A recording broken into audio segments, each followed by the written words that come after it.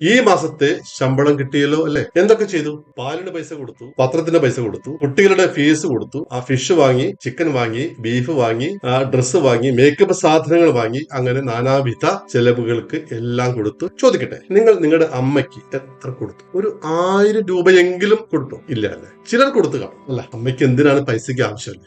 ആകെ 10,000 രൂപ കിട്ടുന്നുള്ളൂ. അത് ബാക്കി ചെലവെല്ലാം കഴിച്ചു കഴിഞ്ഞാൽ എവിടെ കൊടുക്കാനാണ്? അതെ, എല്ലാവിടെയും ഒഴിവാക്കേണ്ട ഒരു വ്യക്തിയാണല്ലോ അമ്മ. നിങ്ങൾ ആലോചിച്ച് നോക്കൂ. ജോലി കിട്ടിയ ആ മാസം മുതൽ നിങ്ങൾ നിങ്ങളുടെ അമ്മയ്ക്ക് 1000 രൂപ വെച്ച് കൊടുത്തിരുന്നുവെങ്കിൽ, ചില ആളുകൾ കൊടുക്കില്ല എന്ന് മാത്രമല്ല, അവർക്ക് കിട്ടുന്ന വാർദ്ധക്യ പെൻഷനോ അല്ലെങ്കിൽ വിധവാ പെൻഷനോ അതിൽ നിന്നും ഒരു വിഹിതം പരിഭവങ്ങൾ പറഞ്ഞ്, പരാതികൾ പറഞ്ഞ്, കരിവട്ടങ്ങൾ പറഞ്ഞ് വാങ്ങുന്ന ധാരാളം തരം വ്യക്തികളും നമ്മുടെ സമൂഹത്തിൽ ഉണ്ട്. ശമ്പളം കിട്ടുമ്പോൾ പെറ്റമ്മയെ മറക്കരുത്. എല്ലാ മാസവും നിങ്ങൾക്ക് പറ്റുന്ന ഒരു വിഹിതം അമ്മയുടെ അക്കൗണ്ടിലേക്ക് ട്രാൻസ്ഫർ ചെയ്യും. എന്നിട്ട് നിങ്ങളുടെ ജീവിതത്തിൽ വരാൻ പോകുന്ന മാറ്റങ്ങൾ കണ്ടറിയും.